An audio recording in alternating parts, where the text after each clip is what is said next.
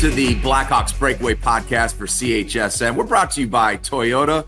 Toyota has more all-wheel drive and four-wheel drive vehicles than any other brand. Find yours and shine on. Toyota, let's go places. With Charlie Roumeliotis, I am Pat Boyle, back from Four Nations break with two tilts this past weekend. A loss to the Toronto Maple Leafs on Sunday night, 5-2. On Saturday, they lost in Columbus, 5-1. What were your takeaways from the weekend's festivities, Charlie? Yeah, well, the Columbus game was a sloppy start for Chicago, and I don't think any of us were surprised because it feels like it was one of those, because there was a 2-week layoff, you thought there was going to be, it was going to take some time for the legs to come, but also just get the timing back up. I think the frustrating part is you saw Anders Sorensen, how intentional he was in the practices and wanting to get the guys back up to speed. I think the Friday's practice, I wasn't there because I had to travel with the team, but I guess it was an animated practice where Sorensen stopped it a few times. Is that correct? Yeah. It was the first time I had seen him raise his voice to that level. They had done a few drills, and he brought them over to the whiteboard, and they were all on one knee looking at the whiteboard, and he just started talking about compete level, and it was a side of Anders that I had not seen since he took over for Luke Richardson. And then I thought it was also amplified when you heard Craig Smith's comments post-game on Saturday saying it's frustrating, unacceptable, embarrassing to a certain point. These are we thought that, maybe that the Four Nations would put the spotlight on effort, energy, compete. We're not saying their talent level is anywhere near Four Nations. Let's not, get misconstrued here on that thought. But you can control your effort level. You can control your compete level. And so to see that Friday from Anders, and then for large portions of Saturday night's contest, equally as frustrating play. It was kind of a little bit surprising that that's the way the first two games started post break. Yeah, and I thought it was noteworthy too that Craig Smith had mentioned the preparation and the effort level starts 48 hours prior. It's not just show up to the game, making sure you're ready to go mentally, physically. It's making sure that your preparation leading into the game and you're getting proper night's sleep and you're prioritizing the things that you need to prioritize to be fresh for the game. I don't think he was calling any individual out per se, but I think collectively as a group, that seemed to be a priority, not just the effort level in the game, but making sure that they are fresh and mentally and physically ready in the preparation leading up to it. Yeah, and it's, again, these are thoughts that we've heard throughout this season from various leaders in that locker room. We've heard it from Nick Foligno. We've heard it from Patty Maroon. We've heard it at times from Alec Martinez, and we've heard it from Craig Smith as well. So, my question to you is kind of the environment of the losing and the uncertainty of a lot of these players, whether it's their uncertainty of where they're at in the Blackhawks organization or what they're thought of, or the uncertainty of a player that's on an expiring contract. Is that taking its toll, do you think, on this team? Yeah, I think it's a combination of a few reasons. One, you got the trade deadline coming up, so I'm sure there are a lot of guys on the bubble, whether it's pending UFAs or guys that might be moved, whether it's Pat Maroon or Ryan Donato or Alec Martinez, and they're probably wrestling internally with where are we going to be in a couple of weeks, right? On the flip side, I do think going into the year, the expectations were elevated, right? And so you make the coaching change in December.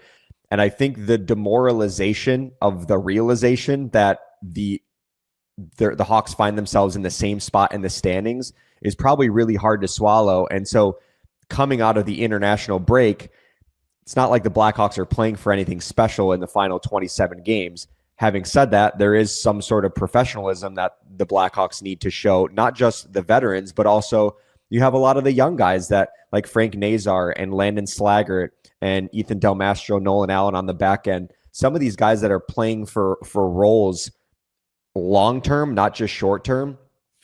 You want them to be surrounded in the right environment. So it's hard because I'm not, on some level, I'm not surprised that Columbus came out with such fight. I should say it was a sloppy game in the first period for both Columbus and Chicago in that game, but I'm not surprised that Columbus ended up taking over that game, because coming out of the break, they were 1 point away from a wild card spot in the East, and they were getting their leading goal scorer back in Kirill Marchenko, their captain Boone Jenner, who hadn't played all season long, and then Dante Fabro, who has been a really stabilizing force on the back end for Columbus since that trade, paired on the top pairing with Zach Werenski.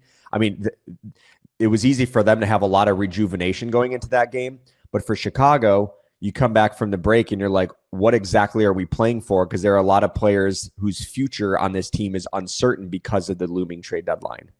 Yeah, and I thought that there was a key point in that game that might have swung the momentum back in the Blackhawks' favor, and it was when when it looked like Bedard got the equalizer in the first period, and Matejchuk pushes Bedard towards Elvis Merzlurkins, and Blandina quickly waves it off. I thought, and Tony Granato, we were together on the set, we thought that they should challenge that. And then we heard from Anders afterwards say they weren't sure if it was a kicking motion that was the reason why it was waved off. They were waiting to get the actual confirmation from the officials before they challenged, and they were kind of up against the clock. Again, it's the soapbox that I'm standing on until it gets clarified, figured out. It's going to cost somebody a playoff game. It may cost teams multiple playoff games, but goalie interference is a gray area in this league. And if you're pushed into the goalie by the opposing team, I think that needs to be factored into the equation. I don't know how you avoid. I mean, the gray area is where we get, does the goalie have time to reset? Was the player kind of embellishing the push or whatnot? We can discuss that. But when we see a clear push, a stick in the back, whatever the case may be, to create that interference, I think that needs to be taken into consideration. And so just your thoughts on the non-challenge and the play in particular. Yeah, when I saw it in real time, I thought the Hawks might have a case here, because it didn't feel like Bedard's right skate made contact with Merzlikins until the puck was like in his legs already. So it's not like the pad got pushed and then it opened up the crease for the puck to get through. And so I thought, okay, maybe the Hawks have a case. The problem, and I think this is where the coaching staff probably felt like it wasn't worth challenging, is Hawks were down 1-0 in that point. If they lose that challenge, because the original call on the ice was no goal, there would have had to be conclusive evidence to overturn it.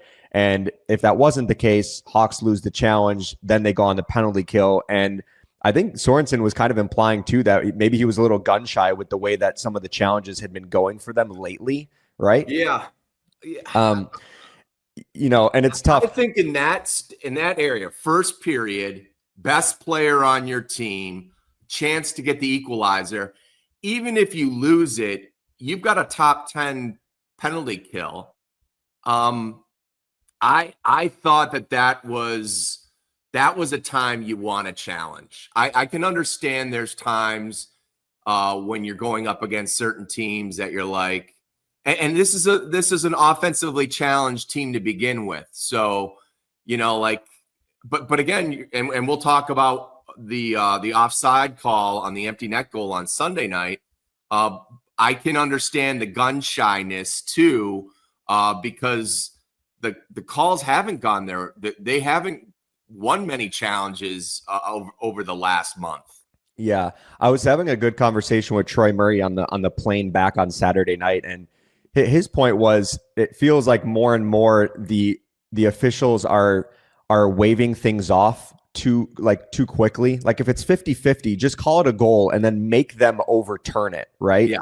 There was I can't remember which game it was a few weeks ago where remember Nick Foligno got called for goalie interference and he was celebrating and they immediately waved it off. And Foligno's point after when we were talking to him was, man, if the official saw that in real time, he's got to be the best official in the league, because maybe at some point, if they reviewed it, they could have overturned it. But in a situation like that, where it's maybe 50-50, just call it a good goal and make the challenge have to very clearly overturn it. Cause you don't want to take away goals when it's a little dicey, even if you think it is goalie interference or like you're leaning towards goalie interference, just let the challenge have to clearly overturn the goal and not the other way around. Yeah. I mean, at the end of the day, we're in the business of wanting to see more goals, not less goals. So like you said, lean on the side of caution, let the play out, call it a goal, and then go back and review it. And I wondered too, like when the official is that emphatic with the waving it off, then how much evidence do you need to have to overturn the original call on the ice? Like, I wonder if the situation room is reluctant to do that when the call on the ice was emphatic from Blandina right away. Right. Yeah. And I know there's some sort of, you want to protect the officials too, but it's like, throw that out the window. It's got to be like, if the official reports back and puts on the headset and tells the Toronto people that says, hey, I thought it was goalie interference, but we ended up calling it not because we felt like we wanted to review it and it has to be clear cut to overturn it. I think that communication level is healthy and not, oh, we're going to overturn this and it's going to make our official look wrong because he didn't get it in real time. Like, I don't buy that. Yeah. The other thing too, I thought that, on the Matejchuk goal that made it 3-1, they missed a blatant slash on Donato right before that in the neutral zone. So I thought there were two. Again, I'm not going to pretend that the officials cost the Hawks the game on Saturday night, but I do think those two calls were important at the time and could have added a goal and taken one off the board. Yeah, there were a couple times too where I think it was Chicago or maybe one on each side where each team got away with having a too many men on the ice penalty. So it felt like the calls were kind of in preseason form where they were trying to figure out the standard that they wanted to set in that game. It's funny too, and it's on the heels of Four Nations when I think the thing that we liked most about the officiating was the lack of calls and they let them play. And, on some level, I'm not sure I want that. Like, obviously you want penalties to be called, but when it's that high level of caliber hockey, like you don't want like an unnecessary power play because if you're giving Team Canada a power play, it's probably going to be 1-0. But yeah, I like when the game is officiated the way. I think that's what players want. They want the officiating to be called the same way in October and April and in June. And I think if that happens one way or another, I think that's what the players are hoping for. What did you think of the offside challenge on Toronto's empty net goal that made it 5-2 on Sunday night? Okay, so to be clear, this obviously did not impact the result at all because it happened on the empty netter. But I think it's just a talking point for people around the league too, because you're like, all right, if this happens in the playoffs, like what are we looking at, right?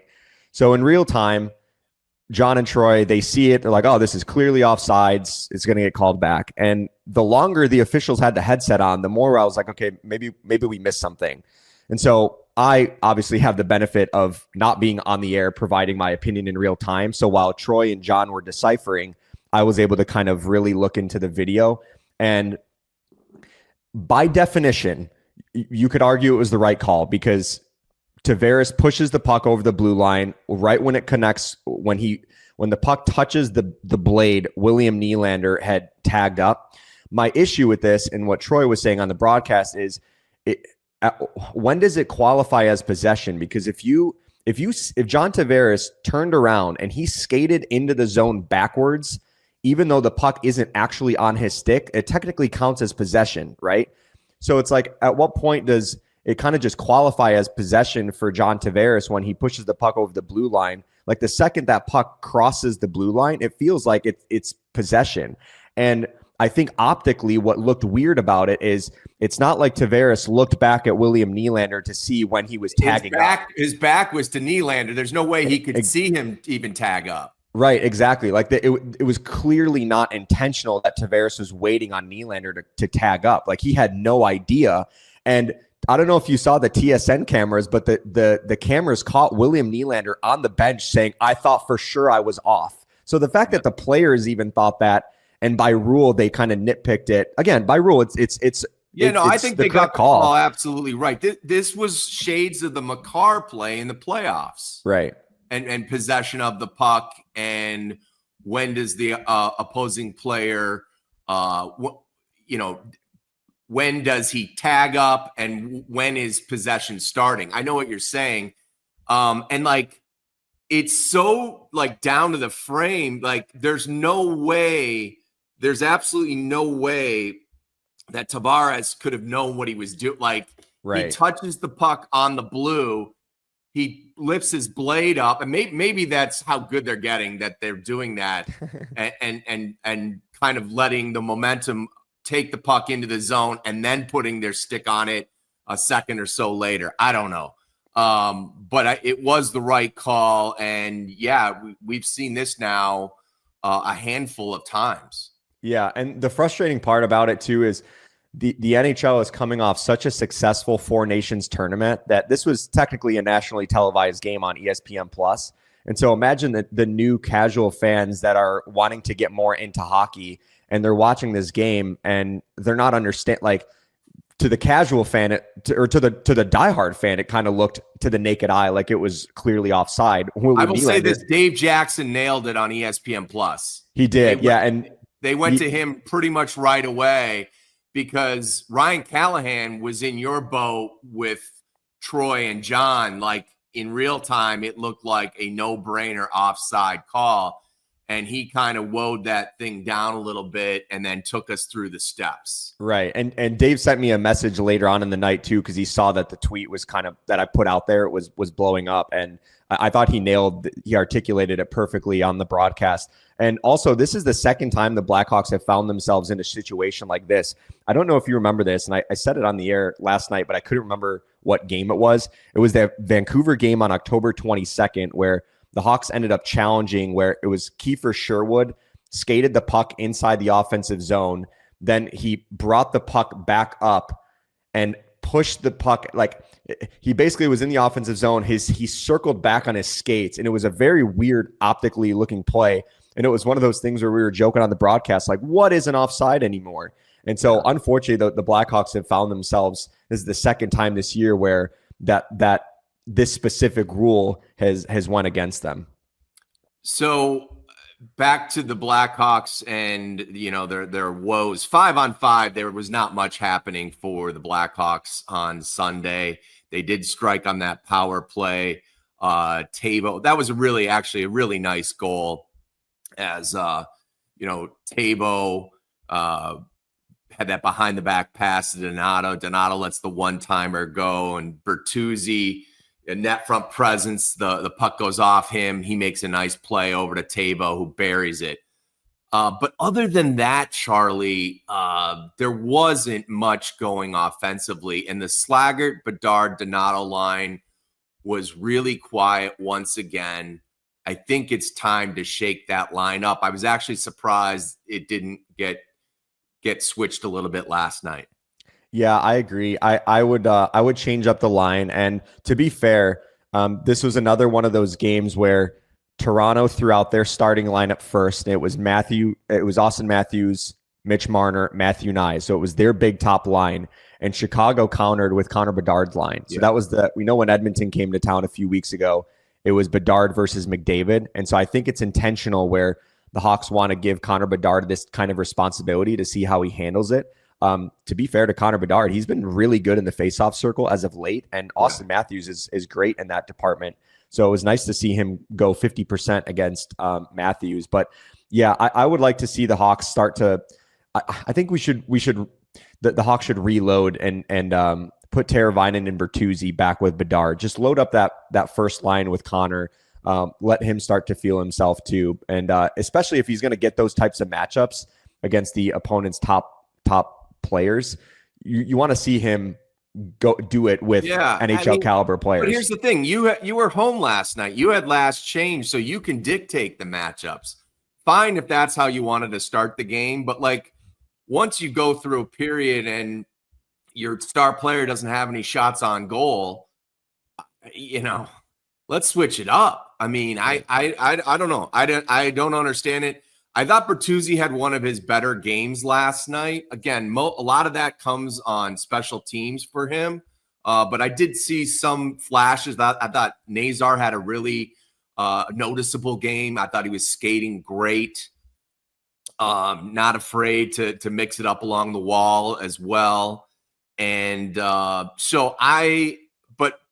prior to last night's game, my goodness, has Tyler Bertuzzi been absolutely quiet since he has been taken off but he had that 2-3 week stretch where he was doing the genuflect backdoor and he and Connor, again, it was December 21st they got put together. They went on a 3-week run there or longer where it was like, okay, this is chemistry. We're seeing it. I have not seen much from Bertuzzi since. Now, I'm not saying that's all because of you've got to be able to perform with other players as well. But I'm curious your thoughts on what you've seen from Bertuzzi here recently. Yeah, I think he went 7 straight without a point prior to the Toronto game. And so I think when they separated Bedard and Bertuzzi, it had gotten to a point where they had cooled off as a line. But I'm not sure. I'm not sure I would want to, the second a line cools off, or maybe I should say a duo cools off. I think you want to keep the duo the same, but you just want to rotate the third player on that, right? And so that's why it would have been nice for them to, if Bedard and Bertuzzi were cooling off as a duo, maybe you throw Teravainen on the third part of the wing to see if they can regain the magic that they had created together. And so, I imagine the Blackhawks are going to change up their lines going into Utah because the last 2 games have not gone great, especially for the Connor Bedard line. I also think we're seeing the not having Jason Dickinson has really impacted things. I was going to say that. I totally agree with you. Because that I think it was last year when Toronto was in Chicago. Jason Dickinson, was that the game he had a hat trick, or maybe it was the year prior, and he really dominated Austin Matthews' line. And that was kind of when he got put on the Selke Trophy radar. Mm-hmm. And so you wonder if Dickinson was in the lineup, he probably would have gotten that Matthews matchup. No question, especially a home game like that. Yeah. Right. That would have been, the Dickinson line would have been matched up against the Matthews line. Right. And it would have freed Bedard's line up to not go against that line.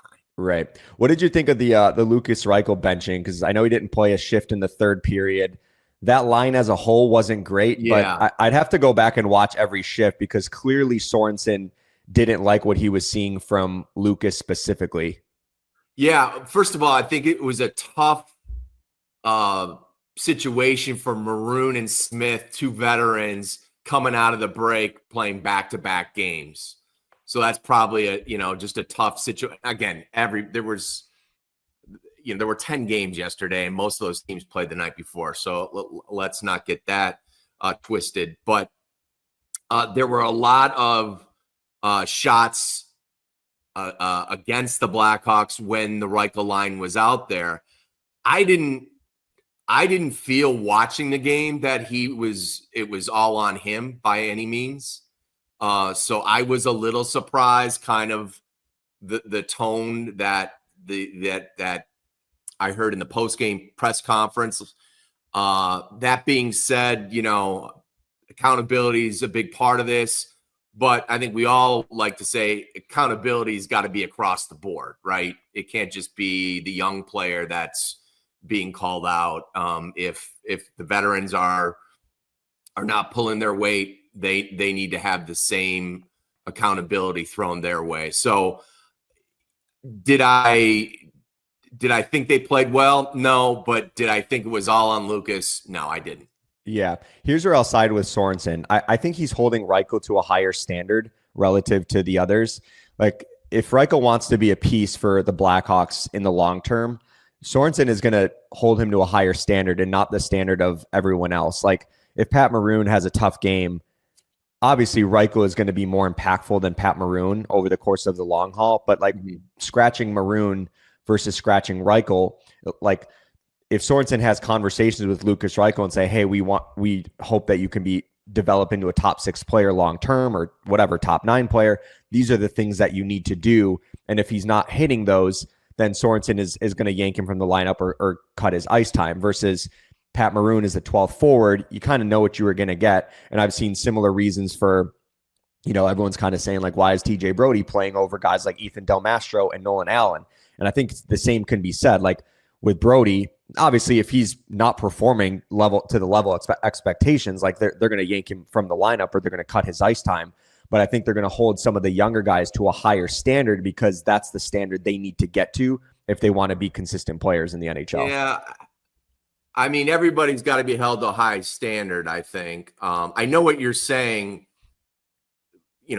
Big picture, Reichel is a more important piece to the future of this team than, say, Pat Maroon is. Right. But also, Lukas Reichel is a guy that has struggled with confidence. And so when you send the message to him and don't send it to others, how does that impact Lukas big picture too? So yeah, that's fair. But I don't feel really equipped to figure. I mean, clearly Anders saw something from Reichel last night that he didn't like. I may have missed it. It may, I'm watching a broadcast at home and not seeing the full ice. So I'll side with his decision there. But I also realized too that, like, Reichel's at a really interesting time in his with his future with this organization. I think he's at a crossroads. I think this final 24 or 5 games, whatever it is one that is going to decide whether he continues his development here in Chicago or if he's part of a deal that is, making a move to another team, hoping a change of scenery sparks something in his hockey career. Yeah, and that the crossroads is a perfect way to put it. And I honestly don't know if I would even rule out him being moved before the March 7th trade deadline. Sure. If it got to a point where Chicago wants to open up space for guys either to come up from Rockford or some of the college players, whether it's Oliver Moore, Ryan Green later in the year. And if the Hawks have made up their minds on Reichel, again, you don't want to sell low by any stretch, but if the value of opening up a spot is more valuable to the Blackhawks than just holding on to a roster spot and just kind of praying that things turn around, then it's a conversation to have. And so, yeah, it's a tough situation for Reichel, because I think going into this year, it was really important for him to bounce back from last year when he was given every opportunity to seize control. And going into training camp this year, the Hawks gave him a top 6 role, and he didn't have a great preseason, and he found himself kind of fighting in and out of the lineup from the start of the year. So it's been tough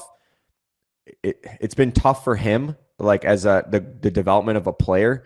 Now, he's certainly had some flashes, but you want those flashes to be more consistent, and you want the finish to be there as well. Yeah. And again, it's interesting too, 4th line role, his skill set.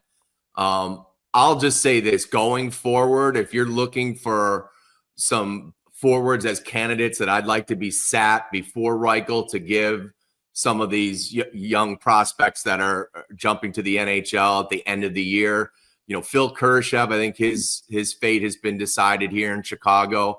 I could see him sitting. I could see Mikheyev.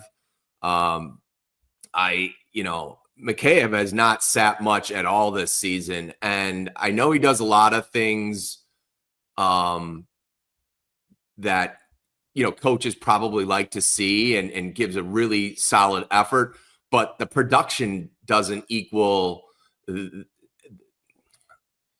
He's got a really solid overall game. He doesn't do anything spectacular. I'll just say that. He's a fast player, but like he's just that. And so like I'm ready. Like I'm ready to see him sit down and give some pieces that I think are big parts of the future of this franchise an opportunity. Yeah, I mean, outside of I know he had the 3 points in St. Louis, but it is hard because he does leave you wanting more and on some level. And the speed, because he's so fast and the role that he has on the penalty kill, it almost like teases you like, wow, he could be an impactful player if he can just have a little bit more offensive output. I do think it'll be interesting to see what happens between now and the March 7th trade deadline, because I'm sure there will be bodies moved out, but I wonder what bodies are going to come in too for the Blackhawks to try to identify pieces, not in the long term, but if they can try to find a player that might be under contract for the next year or two, where Chicago can like take that on and get ahead of it via free agency, maybe that's what we'll see Kyle Davidson do as well, and it can slot a few of those players more in a proper role in the lineup. Well, let's get into that, because we are less than 2 weeks away from the March 7th trade deadline. The big news last week, we've talked about Seth Jones being a trade deadline target on many of the experts' boards, and Seth made it official. Talked to Ben Pope last Wednesday, and then spoke to us on Friday, saying that his time here in Chicago, he has been here during the darkest times of the Blackhawks in recent years, and that he would like to be on a contending team. He's got 5 years remaining after this year at $9.5 million AAV. Here's the dialogue that Seth Jones had last Friday, reiterating that both he and his agent Pat Brisson have talked to Kyle Davidson about being a part of a trade before the deadline. We saw that, obviously, what you said about exploring a trade. Where's your mind at? Where did it get to this point where you're open to saying? Oh, good, you? Obviously this is my 4th year here, and I'm not going to go through kind of the whole process of when I sign and whatnot, but just looking at kind of where I'm at, 30 years old, and I think I saw some good years ahead. I want to hope maybe be in a situation where I'm competing for a Stanley Cup, and at least playing meaningful games in May and hopefully June. So that's where I'm at right now. Discussions with the agent and things like that have been going on, and obviously there's a lot of moving parts to something like this, but kind of is what it is right now. Are you hopeful for this season, or do you have a timeline for, your expectations? It's hard to put a finger on it, right? So if it happens in the next two weeks, then it happens. If it's the summer, if it's later on, it is what it is. Obviously, I have a full no move, and I do control it, but at the same time, we only control so much, right? So. But yeah, as long as I'm here as a Blackhawk, I'm going to give 100% effort, max every night, and try to help this team get better and grow. So you've heard it now from Seth. We've known that this has been a possibility. You're just at first blush, your thoughts on Seth going this route, making it public? Yeah. So when I saw the story that Ben Pope had written, I thought in my mind, okay, I know how those one-on-one interviews can go as someone who has done those. And sometimes it can be a little bit unfair to the player if you're asking sensitive questions that they just have to give an answer to. And sometimes those quotes can be misconstrued, or it's a bigger story than the player actually intended. But when They were off on Thursday. So when Friday's practice rolled around, I was interested to see if Seth Jones was kind of going to walk back the comments because of how much the story had blown up. But he doubled down on it. And so this wasn't I wasn't hoping to ruffle feathers or whatever. I was speaking off the cuff. This was his direct quote was trying to push the needle, so this was a calculated decision for him to go to the media and be transparent about where he is. And it's really interesting because I can't remember the last time a player with this much term left on his contract has basically unofficially said, I want out. And I know he didn't use those direct words, but he was implying like, we're trying to facilitate a trade here. And so the awkwardness part of this is it might not happen before this deadline. It might not even happen in the summer. It might not even happen in 2 years. And so I'm sure both the player and the team would like to find some common ground here. But if you're the Blackhawks, I'm not sure there is a sense of urgency to move him ahead of this year's trade deadline, because if you're looking long-term for Chicago, Artem Levshunov, Sam Rinzel, they're probably going to be 1 and 2 on the right-hand side for many years to come if they hit their ceiling. So at some point, there is going to want to be some urgency to move Seth Jones and clear the way for them. But they still probably need a couple years of some grooming, whether that's in the AHL, NHL, like figuring things out. So if you're the Blackhawks, you're not moving Seth unless you're getting some right-handed shot defensemen in return, or you can kind of guarantee that there might be interest via free agency to fill the stopgaps. And so it's going to be fascinating to watch. I would be shocked if Seth was moved before the March 7th trade deadline. I would even be surprised if it happened in the summer, even though it is more of a summer type move. I think what might be favoring Seth is a few of the contending teams might be able to make this work given some injury situations. Like the two teams we had been talking about in recent podcasts were Dallas because of the Miro Heiskanen injury, which if he's going to be out for the entire regular season, that opens up a lot of cap room for Dallas to plug in another right-handed shot defenseman. And with Matthew Tkachuk, I guess Florida head coach Paul Maurice was on a radio show earlier this morning, believed to be a groin injury, what Tkachuk is dealing with. And if he's out for the rest of the regular season, that opens up a lot of cap space for Florida to potentially add a right-handed shot defenseman. And so there are options out there. It's a matter of if the Blackhawks feel like they need to do this right now, or if they feel like it could become a distraction and they just want to offload him. Well, they don't need to do it. Right. I do think when one of your leaders basically says, I want out, there is an underlying feeling in the room. You heard it from Nick Foligno. We understand his wishes. We wish he felt differently. It is, and Seth's going to be a total pro. He's going to come to work every day. But it's hard to check that once you've crossed that line and said, and again, we got to go back 4 years, right? Like he came to Chicago under different pretenses. He did not think this was going to be a full-blown rebuild. Do you remember the look on his face when the change was made and the announcement came from Kyle that we are going to go through a full rebuild?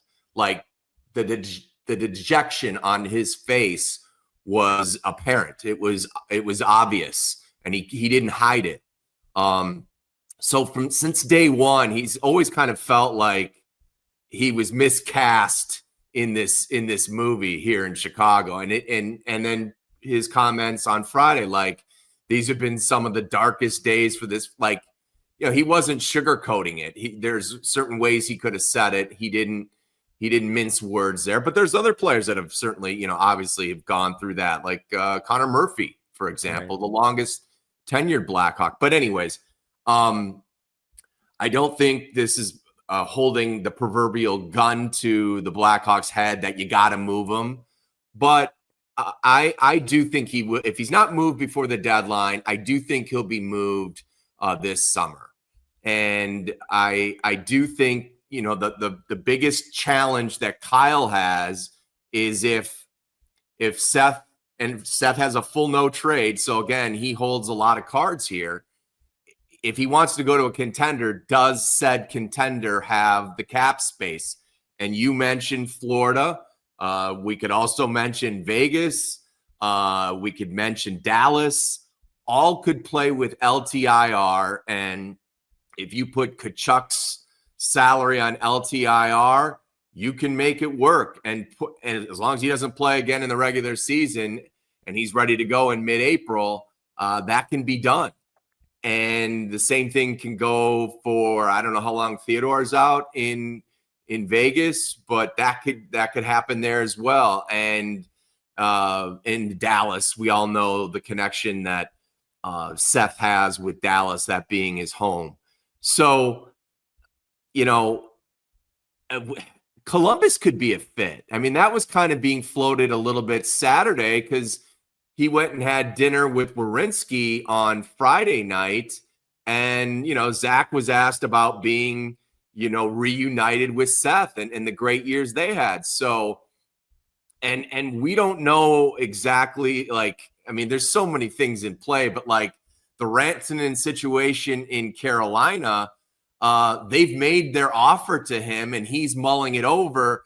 If he decides that, Carolina he doesn't want it to be his home going past this year, there's a chance he could be dealt again at the deadline. And that would obviously shake up the NHL as well. So there's so many things in play here, but I think the Blackhawks will explore all options.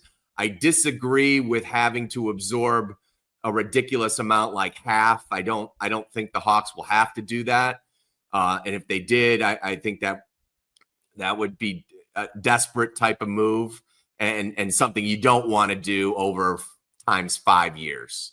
Right. That's the fascinating part of the discussion is what is the salary retention going to look like if this deal is made? I think if we're talking about Florida, Dallas, some true Stanley Cup contender this year and next year or whatever in the short term, and they want to try to fit this under the books, they're going to push for salary retention, right? But if you're a team, if you're a team like Minnesota or Detroit, that where your timeline isn't necessarily right here, right now, but it has opened. That's where you're like, okay, maybe we can absorb this full contract because it's not like it's a necessity for us to get this in because all the chips are in the middle for this year. And so having said that, if you're Seth Jones, obviously his preference is to go to a Stanley Cup contender. So I'm not sure he's going to want to go to a team that's maybe fighting for a playoff spot versus a team that's guaranteed going to be competing for a Stanley Cup. That part is going to have to work itself out.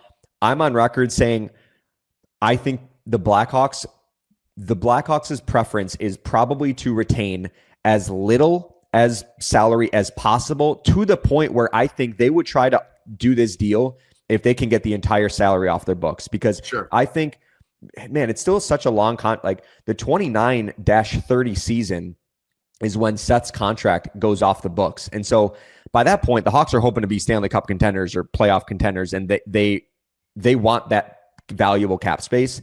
And so I think if you're Kyle Davidson, less of a priority is trying to maximize the deal. Like, let's just say hypothetically, the Hawks retained half of Seth Jones's salary and it gets crunched down to $4 million. You can probably get a really nice haul for it, first round pick, prospect, whatever. But I don't think the Hawks care about that. I think they would care more about having the cap flexibility in the long term because they've already accumulated all these prospects and draft picks. And so if you're the Blackhawks, like I think I saw Elliot Friedman had reported that the Hawks are prioritizing NHL ready prospects / players or on the verge of being ready, those prospects. And that's exactly what would fit Chicago's timeline of wanting to enter this rebuild with some pieces, not necessarily hoarding more first round draft picks. It's really having the cap flexibility. And so, and by the way, to echo your sentiment, I do feel for Seth Jones in this. I don't think I see him in a negative light because of the circumstances that he came under. I realize it's not going to sit well with the fan base that you have a player that's wearing an A that wants out. But when he came here, It was old regime. They had acquired Marc-Andre Fleury, that they were trying to retool on the fly. And the second the new regime gets changed, they declare a full-scale rebuild. And so it is a tough situation for Seth Jones. I'm not sure how much of a distraction it's going to be inside the locker room, but if you go into next year and Seth is still part of the roster, I do feel like it's going to be interesting to see how that dynamic all shakes out. I want to also run down the real money that is owed to Seth, because this becomes intriguing to the team that he ends up with. If you look at this season, the 24-25 season, his salary is $12.5 million. Next year, it goes to 10.5. The following year, 8, then 7.5, then 7.5, then 7.5. So I think we would all agree that, he's probably playing more at an $8 million AAV level than a $9.5 million level. But if you put him on a better team, ask him to do less, he's not going to be on the first power play unit. He's not going to see, 25, 26 minutes a night like he used to see here in Chicago. And then you look at the real money and the salary cap going up, like Seth at $7.5 million is a bargain down the stretch, So I still think there's some good hockey left in him. I think they'd be willing to eat, I'd say $2 million times 5 the rest of the way. But I don't think much more than that. Yeah. And the interesting part of the discussion that we forgot to bring up was the fact that Chicago also is going to need to get to the salary cap floor in the next couple of years, with how significant the cap is going to be skyrocketing over the next 3 years. And so that's why a deal like Seth's, where the cap hit is higher, but the actual money that he's owed might favor some of the teams that are not looking to spend all the way up to the salary cap season in the next couple, or the salary cap ceiling over the next couple years. But it's going to be a fascinating discussion. I still think I would be really surprised if this got done before March 7th. It definitely seems more like an off-season discussion, and a lot of moving pieces that would have to happen for it to, actually pull the trigger on it. And the reality is this team gets worse if Seth leaves this year, without knowing who the replacement is going to be, and assuming it's not a veteran that's coming here, and it's going to be plug and play with some of your prospects in the AHL. Seth Jones, again, not playing to a $9.5 million a year level, but playing at a sufficient $7 to $8 million a year level, and whatever prospect comes up won't be able to probably play at that level initially out of the gates. So then this team gets worse, and just how we started talking on this podcast about how kind of the losing, the culture, how everybody deals with it and copes with it. We subtract Donato and Seth Jones from this lineup. It's going to be tough sledding those final weeks of the season. Yeah, this isn't like a Taylor Hall situation where he makes it clear it's probably not going to work out with him in the long term, and it's kind of like an addition by subtraction where you move out Taylor Hall and you just slide in Landon Slaggert, an opportunity for a young guy to get larger minutes. This is you subtract Seth Jones from the roster, and there go 25 plus minutes a night that you have to try to fill, while also trying to take the next step next year to surround the young guys like Connor Bedard, Frank Nazar, Alex Vlasic on the back end with a stronger supporting cast. So it's not an easy thing for Kyle Davidson and Seth Jones to try to make this work. But the fact that this went public now is going to be interesting to see whether this actually does push the needle. All right. So we've decided that we want Bedard reunited with Bertuzzi. You're on record saying Seth won't be dealt before March 7th.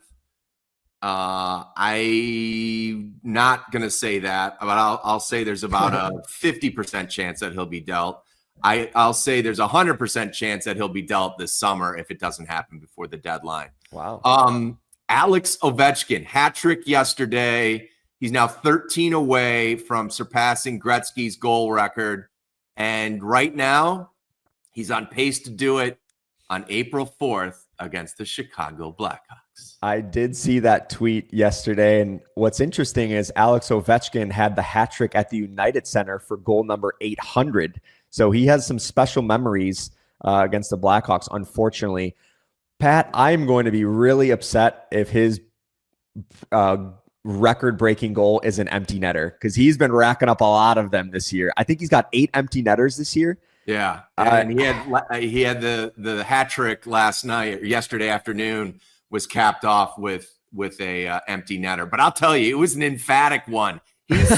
He went right down the middle of the fairway and split it. It was a slapper. Probably clocked at about 80 miles an hour.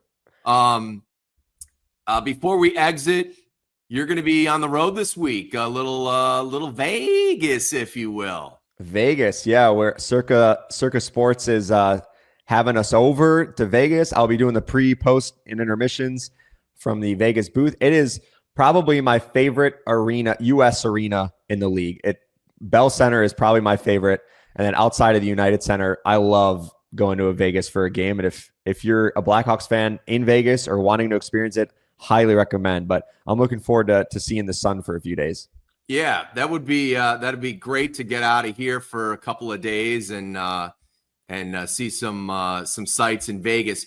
Let me ask you this question, because you were there in Columbus on Saturday night. From the TV perspective, it was so quiet. Was it a quiet building? Well, it was a sellout crowd. Okay, but I mean, during action, it other than firing the cannons when they do that, and maybe it's also too like with the Gaudreau situation. I know they sang "Happy Birthday" to his son. That was just an awesome moment, but it seemed like a really quiet crowd for in large part. Yeah, the first period, it was because it was such sloppy play. There wasn't really much entertaining hockey. It got loud in the third period when things obviously started to unravel for Chicago. But by the way, I also want to say about Nationwide Arena, their Jumbotron is so tiny, like so tiny. It's smaller than like the Blackhawks' old Jumbotron. So if I had one little bone to pick, it would just invest a little bit more money in a bigger Jumbotron. A legend came to play his final game as organist of the Chicago Blackhawks. Frank Pellico retired after 33 years tickling the ivories at the United Center and the stadium. Your thoughts on that? Yeah, legend. He's kind of synonymous. There are 3 names that are synonymous with the in-game experience as a Blackhawks fan, at least in my era growing up and just now. It's Gene Honda, Jim Cornelison, and it's Frank Pellico. Like those 3, Gene tosses it to Frank. Frank plays for Jim. It's kind of just been that triangle for my entire Blackhawks life. And so it is going to be weird not to hear his name. I did appreciate the fact that Frank was honored throughout the game, but also he was playing some of his old organ stuff that he used to play when I was growing up. Like some of the tunes that he was playing, I hadn't heard in a while. And so it was a nice throwback that Frank did. And shout out to Carrie, who's going to be taking over. She's been with the team for several years now, but we're going to miss Frank, and we wish him the best in retirement. Congratulations, Frank. You are a legend. And as you said, Carrie Marcotte takes over. Marcotte, I believe is how you say it. All right, that's going to do it for the Blackhawks Breakaway Podcast, or CHSM. For Charlie Roumeliotis, I'm Pat Boyle. Thanks for watching and listening. We'll catch you next time.